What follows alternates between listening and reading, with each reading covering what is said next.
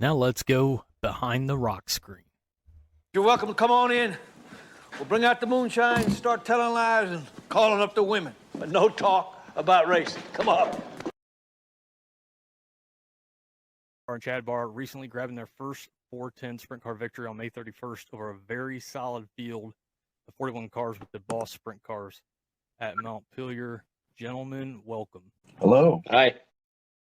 So, Ryan, we're going to go ahead and we're going to start with you. You've had time to digest this win. What's it feel like? It's still kind of unreal. I sit back now and look through everything, and it's still, like I said on Saturday in my interview, it's still a dream come true. But it's kind of setting in now. It's like, okay, we got the first one out of the way. That was fun. Now it's, let's focus on what's coming up next.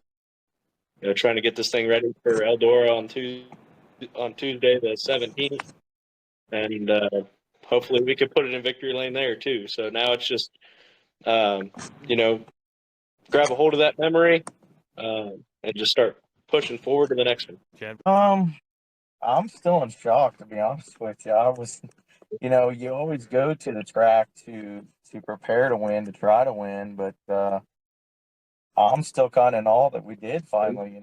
It's like Ryan said, it's always been a dream come true. So yeah, it's hard to knock a smile off my face right now. That's a good problem to have. So I kind of want to rewind this, guys. Thinking about it and really want to try to get both perspectives from this. Ryan, from obviously your perspective, both in and out of the car, and Chad, you working on the car. Let's start with Friday, and let's start even before you get to the track at Lima Land. Ryan, if you want to start off, what's going through your mind that day as far as when you're heading to the track? So I got off work at like 3:30, and I usually just head straight to the track. So, like on my drive there, it's only about an hour. Like the whole time, I was pretty confident at Lima. Like anytime we go there, we're usually running, pretty decent. So, my whole way there, I was getting pretty pumped up. Obviously, we ran the D2 midget there with Chuck Taylor a few weeks before that. So I kind of knew, where the track was with that. And I was like, in the back of my head, I was like, I really hope the track does what it did that night because we'd be bad fast. Luckily, towards the end of the night, it ended up like that. So I think having that in my back pocket really helped on Friday. But yeah, like on the drive to Lima on Friday, I was just like super confident in what we were going to do. And like, I just kind of psych myself up every week now of like, when I get there, you got to be immediately on the hammer. Like you can't let any grass grow. When you get there, you better be balls to the walls all the way out, or you're going to be running the back. So like, that's a problem I've had the last couple of years, especially at the beginning of the year.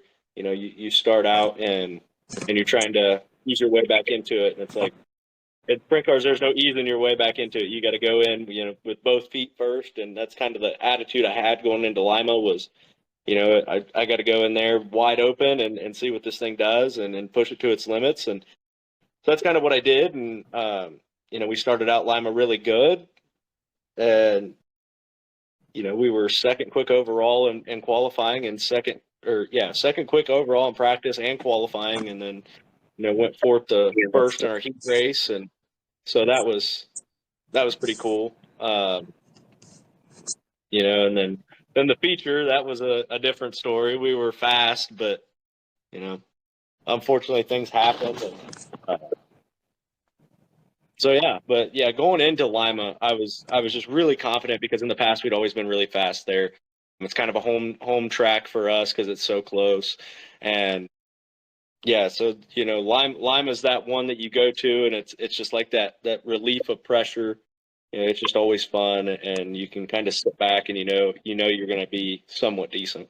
And I would imagine that you have a different mindset going there. But what are you thinking? Are you as comfortable as Lima? Oh yeah, Lima's one of my favorite tracks we go to. It's just the whole atmosphere of Lima. We used to go there a lot back when I was turning wrenches for other sprint cars, and even when I drove there, and it was kind of a Friday night deal that we always went to Lima. So the whole environment there is just very exciting for me. And I know he's comfortable there and runs pretty well there most times. So, in general, like I'm at ease somewhat when we go there mentally. It's just kind of chaotic for me because I get to get off work, and as soon as I get off work, I'm hauling out of there. And sometimes I have a crew with me, and sometimes I don't. It just depends on everybody's work schedule. So, um, fortunate this time, Rhonda got off early in time to go with me, so that made it a little more calming for me, so to speak. Um, but no, when we go there, after we went there with the midgets and seen the track and the track prep they've had this year, and even at the end of last summer there, they did an excellent job. Um, and talking with the guys that ran the GLSS race up there a few weeks ago, or the 360s, I don't know if it was a GLSS race, but they were even, had a good racetrack. So knowing his mindset that he is, I guess, so to say, comfortable there, or um, he feels very confident when he runs there. That was definitely a blessing for us. After running the midget there, was there anything set up to Lima, or did you've got a setup for Lima, and that's kind of what you ran with? Yeah, with the midget, it's a little bit different deal. I mean, it's the same as what I'm learning, so to speak. On the adjustments are fairly similar. It's just a matter of how much you go with the coilovers on the front, and kind of tune on it throughout the night. And Chuck and I go over things with Ryan, and like at Lima, Chuck was making the calls, and then at Eldora, Chuck wasn't there, so I just kind of jumped in and did things like we do on our sprint car. And it's with that deal on the sprint car at Lima, our whole setup package this year has completely changed over the last 2 years. I've been working with Scott Bennett quite a bit on some things, and he's taught me a few things here and there. So a lot of that has really helped us. And so we went there not really knowing, and it was funny. The Thursday night when we were finishing up the car, I looked at Ryan. I said, "I'm going to try something a little different," and I went it over with him, and he goes, "You know what? I like it. Let's try it."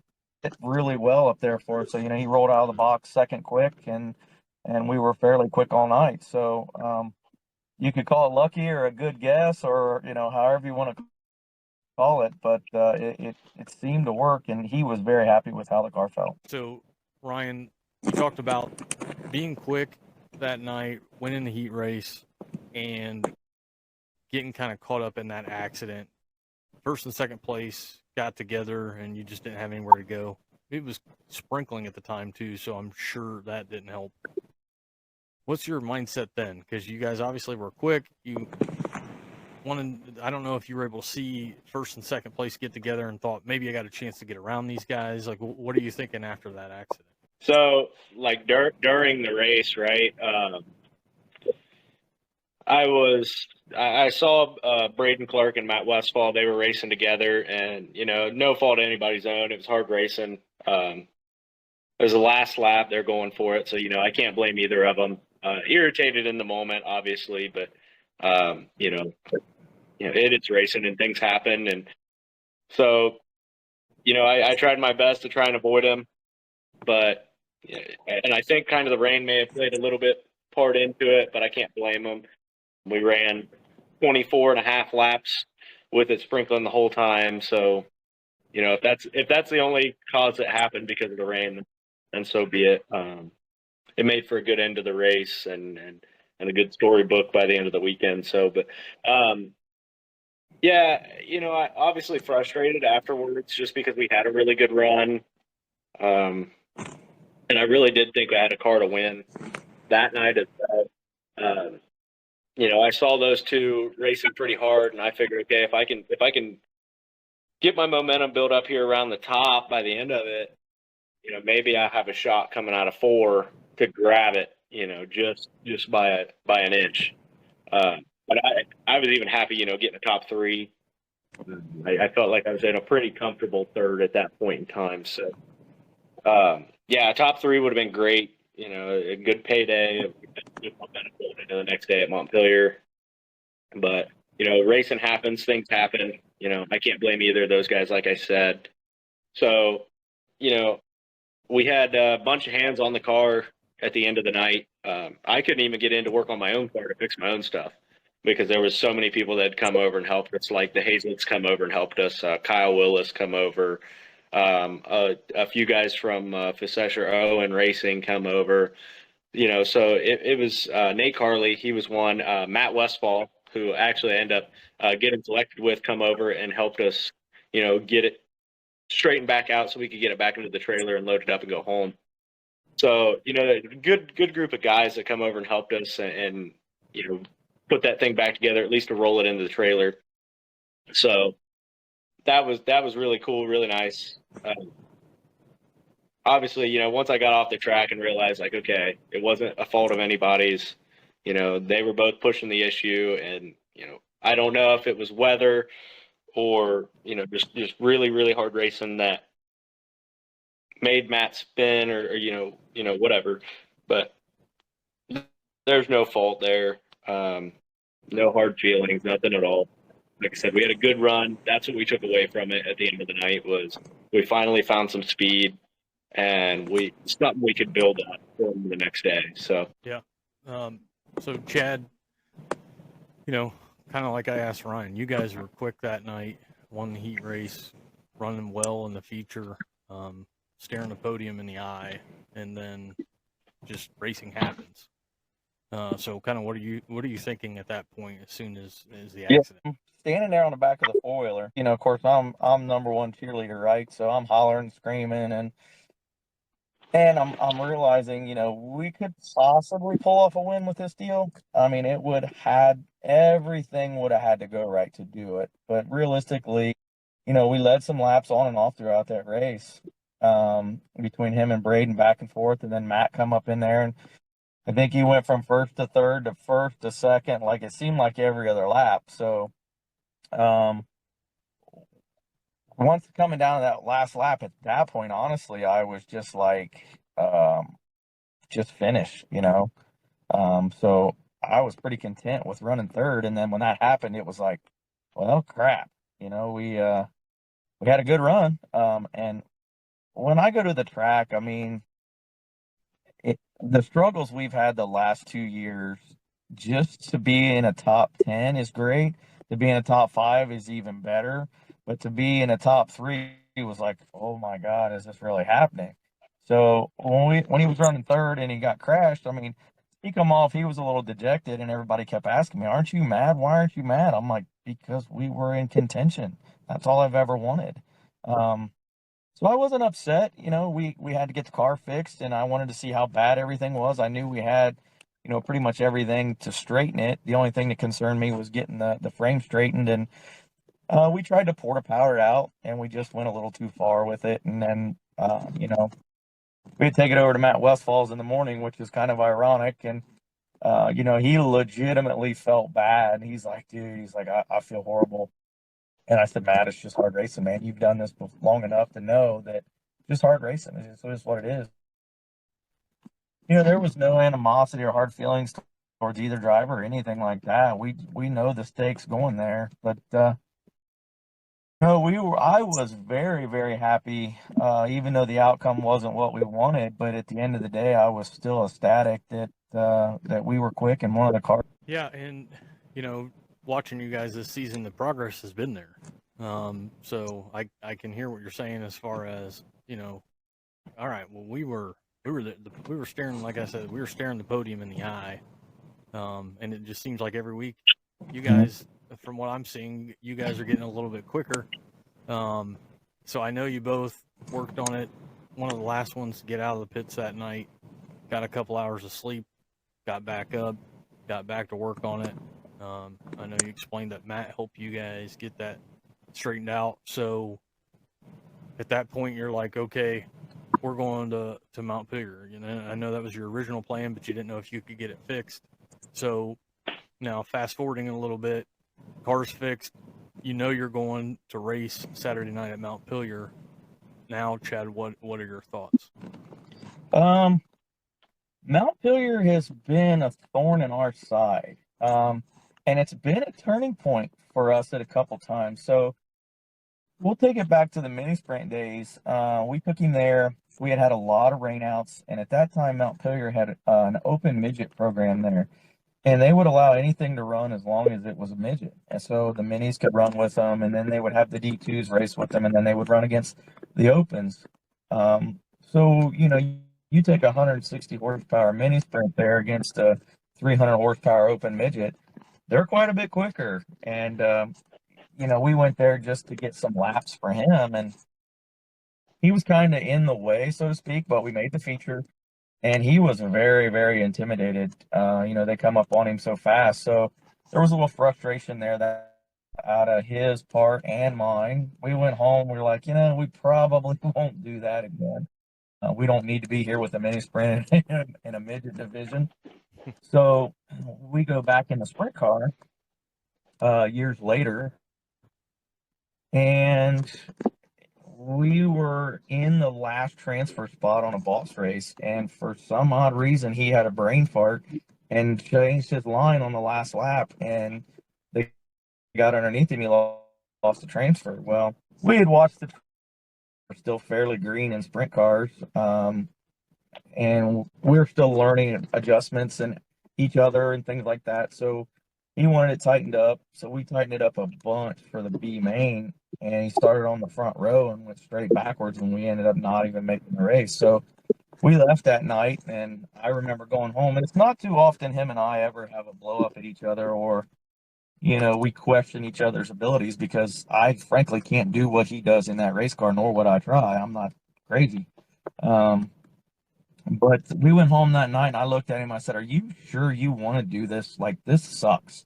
And he's like, "Yeah, I want to do this." He's like, "Are you sure you want to do this? Because the car sucked, And so we had a basically come into Jesus moment that night after Montpelier, and it turned around for us. We went to Lawrenceburg the next week and damn near won a race, and we started getting faster each week, but it took that turning point. So then we go back last year, and we get there, and we were fairly quick. Not setting the world on fire, but we were decent. And first lap fiasco, there was a car lost their brakes and got into us, spun us. He goes to the tail, and he goes back to 19th, and he drove it up to 11th, 10th or 11th, somewhere in there. And we left that night super happy. We've always liked Montpelier. To get back to the original question, it was like, what was I thinking? I'm like, hell, I don't know what we're going for tonight. It's Montpelier, and we always try to guess on the ride over what the car count's going to be. Is it going to be Stabby Slim? So we're looking at other tracks and who's where and what's where.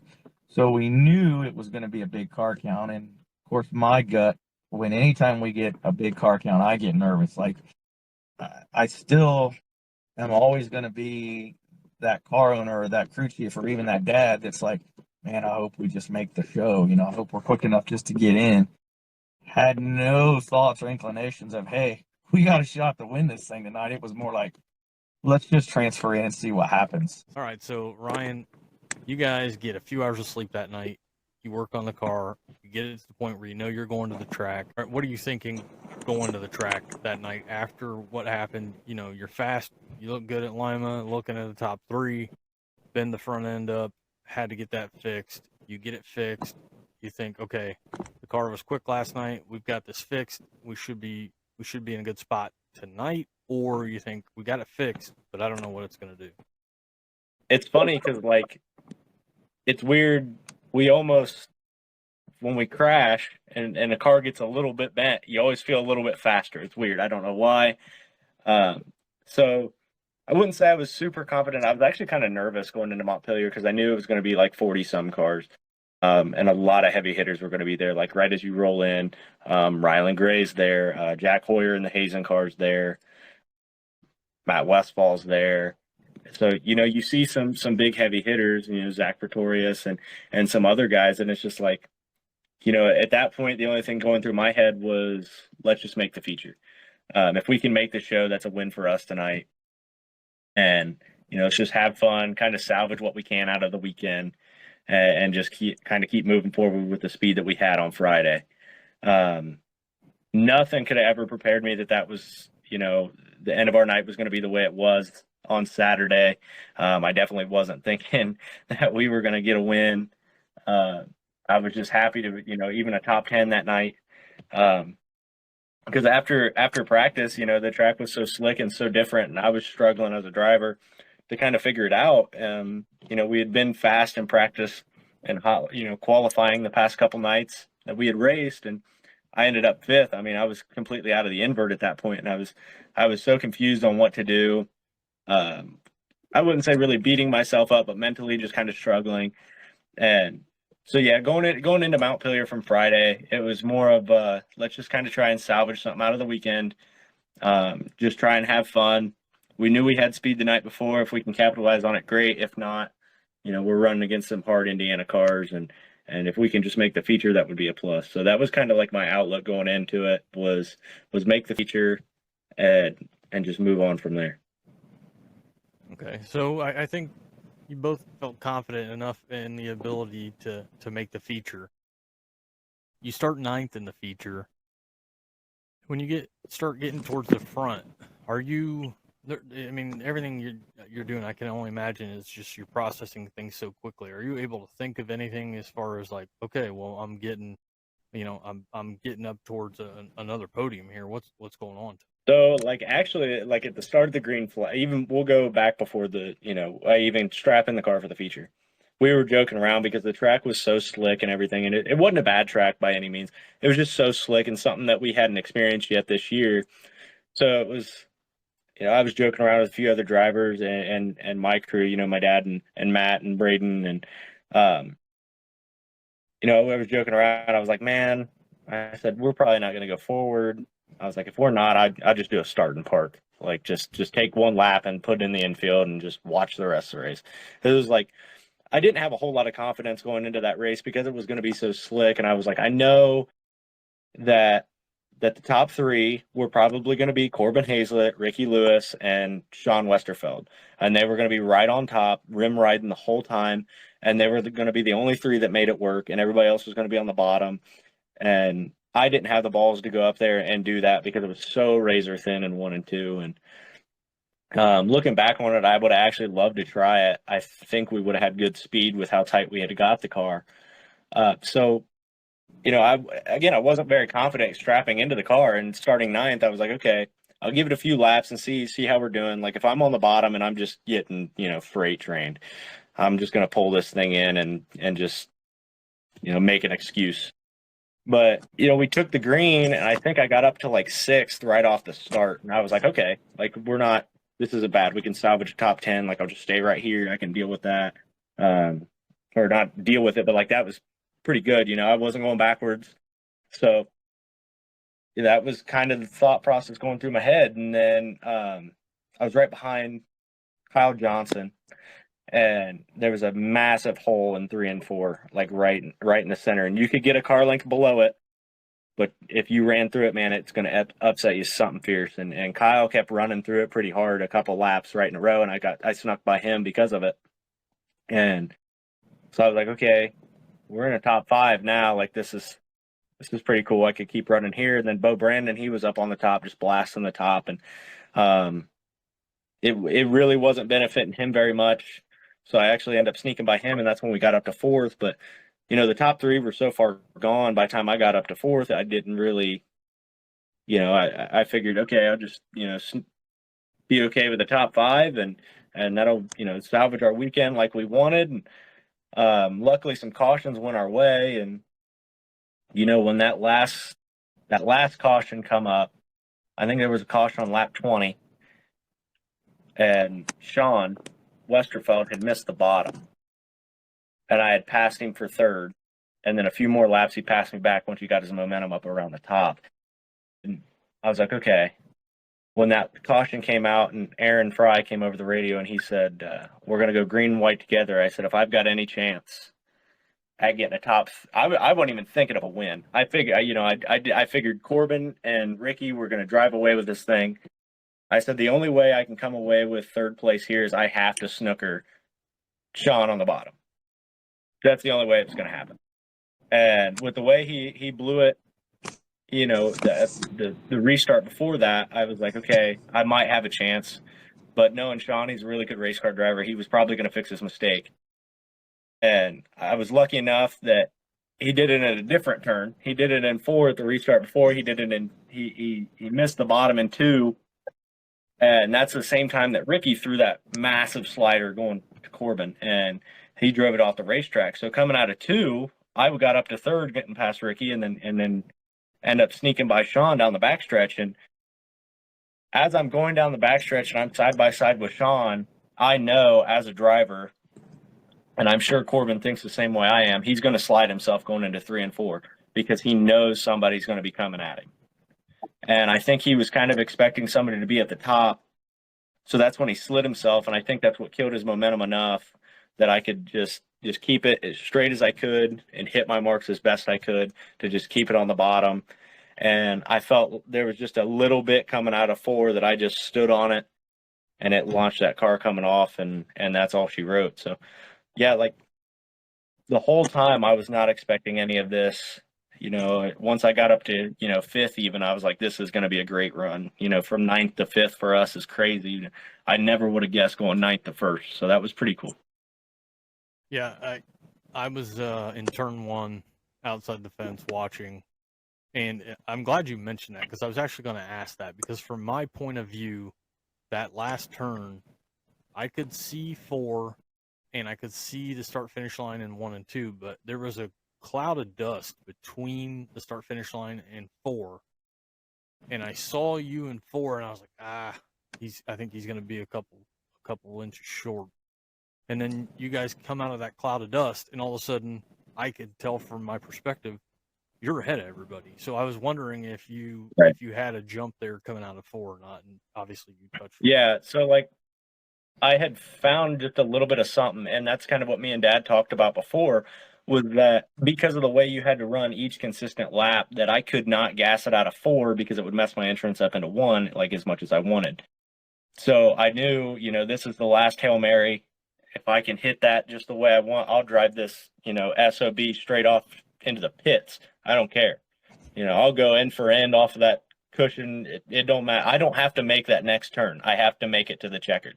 And that was kind of my mindset coming off of 4 was hammer it, and you can't wring the guts out of it because then you're going nowhere. So I had to be smart enough to keep the car underneath me, but, trying to give it a little bit more oomph to get it past. And luckily it happened. But the funny thing was I crossed the checkered and I didn't think I won. I thought Corbin still had it, and I missed it. So we both start racing each other into 1 and 2.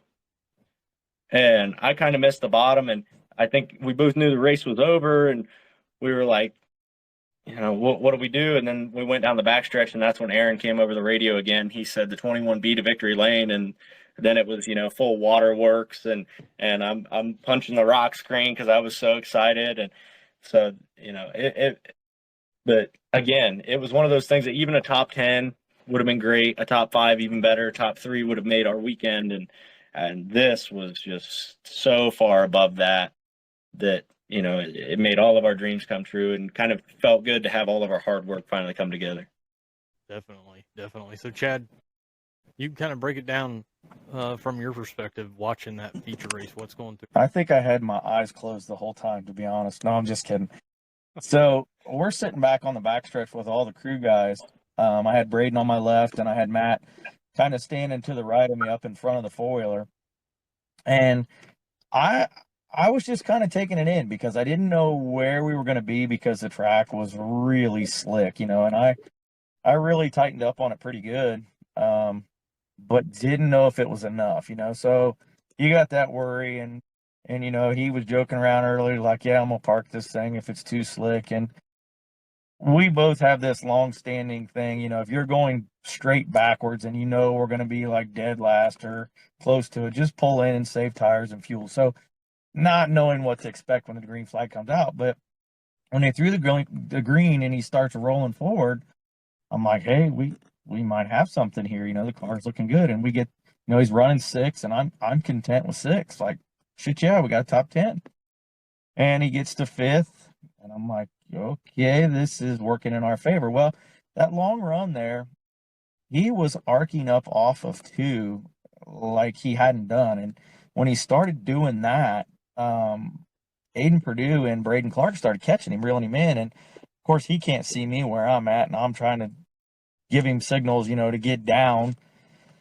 And he said that somebody hit a tire out there and made him, it had to change his entrance to get in the corner. And so, you can't see that as a crew guy, right? So I'm worried to death he gets past.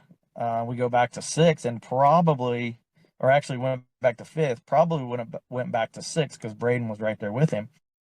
But the caution came out and saved us. So moves him back up to 4th at that time. And, when it come down to that last lap, before that, he had got in underneath Sean a few times, and Matt, he had my race pass up, and he's watching lap times, and he turns around, looks at me and Braden, he goes, "We need a caution."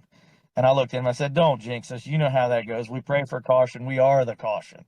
So he says, "No." He said, "We're the fastest car on the racetrack for the first 3 laps." He goes, "And then once they get their momentum rolling, they're faster." He says, "We need a caution." And I'm thinking to myself, I got Aiden Purdue right behind Ryan, who's just as good on the bottom, if not a tick better than we were. And I'm thinking, I don't need a caution. He's going to sneak underneath us. We're going to lose a spot or 10. You know how restarts go. So thank gosh Ryan pulled off some good restarts. And that last lap, we were all back there joking. We're like, oh, this is going to be great. How's it going to go? Green, white, checkered, green and white together. And nobody's talking. And I look over, Corbin Hazlett's dad, Shane's about 2 4-wheelers over, and he's standing up, and I holler over at him. I said, "Hey, Shane, how you doing?" And he goes, like his nerves were shot. And in all honesty, we were back there cheering for him. We wanted to see Corbin get a win because him and Ricky put on a show up there, and like Corbin deserved that race. He put on a hell of a race. So we were kind of rooting for him, and I'm thinking, hell, we're running 4th. We get 4th. It's beer drinking time. We had a great night. And he passes Sean down the back straightaway, and Ricky throwed the bomb and missed. He's passing Sean for 2nd, and I'm like, hey, we're going to pull 2nd off on this deal. When he comes out of 4, that cloud of dust you were talking, you couldn't tell if he was in or not. He goes through that cloud of dust, and we couldn't really tell if he got him or not. So he slips in there, and from my vantage point, you couldn't tell whether or not he got it or not. So we're all back there talking, and all the crew guys are going, "Who got it? Who got it?" I'm looking at Shane, and Shane's going, "I don't know." And Matt pulls up my race pass, and he goes, "Ryan Barr won." And Braden's hollering, screaming, and Matt's hollering, screaming, and I'm just sitting there like in shock. I'm like, how did that just happen? Then the waterworks started, then the tears come in, right? So it was pretty cool. Yeah. It was awesome to be there for that, and watching you guys. Like I told you, I see you in 4, I see that cloud of dust, and then when you guys come out of that cloud of dust at the line, I know, Ryan, you got to the line from where I was standing. I'm like, I think you won. And I don't have my race pass pulled up, but I'm sitting there watching like, I think you won. And then I hear Rhonda just screaming with excitement. And I'm like, he won. He won. and you guys take off on the 4-wheeler, and I run over to say something to you guys, but you're already taking off. I turn around to go back. Rhonda's waiting to get on the track. We see each other, and we're like, yes! Like, it was just, Yeah. it would be hard to replicate that. It was just awesome for you guys. Yeah. I'm so happy for you guys that you got that win, and you've been building on it. And I hope that that's continued success. Oh, I appreciate it. Well, thank you. We had a lucky crew guy with us this week, and that was pretty good. Actually, we had 2 guest crew guys. We had Matt, who he called me. I think it was Thursday. He called me and wanted to know if we needed any help, and just me, Rhonda, Ryan, and Shelby. I'm always begging for help, and so he called and texted me, and then Braden texted Ryan and said, "Hey, I'm coming." I'm like, hot damn, this is great because we need it. And so to get those two guys a win was really cool too. That they get to experience Victory Lane with us as well on that night. So that was really cool. Yeah, it was awesome to see from a fan perspective. I know how much work that your family team puts in. You guys are all of it, from social media to working on the car to driving. Obviously, Ryan, you guys do it all, and it's great to have some folks help you out, but you guys have been putting in the blood, sweat, and the tears for the longest time, and you finally got that win, and just it was awesome to see. Appreciate that. Well, thank you. So we'll wrap this up, guys. Before we get going, do you have people you would like to thank, sponsors you want to shout out, and can you let us know where we can see you at for the month of June at the racetrack? Yeah, so first and foremost, our sponsors, I got to thank Medway Tool Corp, ComConnect Telecommunications, JG Roofing, Joy Mayhab with Caldwell Banker Heritage Realtors, CDS, Go See Chase, Stifel Holman Auto. Steve and Audrey were both there Saturday night, so they got to witness that, and that was really special. Then we got to thank Matt and Heidi Flippo. They always come and support us and help out wherever they can. So really appreciate everybody coming on board. Also, One Shot Scrap and Recycling and Performance Paint and Supply. They always help and come on board. Mark here at SNH Nerfs. And got to give a big shout out to Scott Bennick, Jeff Claxton, and Joe Devin there at DRC. Those guys always help us out the best whenever they can. So, yeah, I'm sure I probably missed one or two, but, I really appreciate everybody that's on the card. And look, we're a pretty lucky group that, we get to have everybody support us like we do. So I really appreciate everybody. But as for upcoming races, this weekend at Atomic, I will be in the D2 Midget, the Chuck Taylor Racing D2 Midget. And same for this, or not this Friday, but then the following Friday at Lima Land, I'll be in the Midget again. We're going to take that Saturday off of the sprint car stuff and focus on June 17th at Eldora.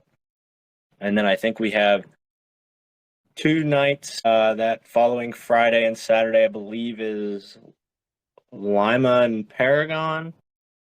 And then that next weekend is also a doubleheader, but I can't, maybe Butler and Millstream. I can't remember the last ones, but there you go, Fremont and Millstream. So, yeah, we're going to start the month out with the midget and then end it with the sprint cars. So hopefully that keeps my rhythm going. Hopefully we can get Chuck a win this weekend too. There you go. That's what I like to hear. Three sponsors Chad. You forgot, Ryan. Chad, if you got some, you forgot O'Reilly's. Yeah, we forgot O'Reilly's Machine, K1 Race Gear, Bell Helmets. K1 and Bell came on this year for Ryan. It's been a real big help. Guys, I appreciate you jumping on and talking about that first 410 win. Awesome to see the 21B in Victory Lane. Hope to see that happen once again here real soon. Ryan and Chad, thanks for jumping on. Hey, thank you for having us. Thank you. Hope to see you again sometime, buddy. Yes, sir. I appreciate it, gentlemen. Everybody, this is Josh with the Dirt Court Jesters podcast, and we hope to see you at the track.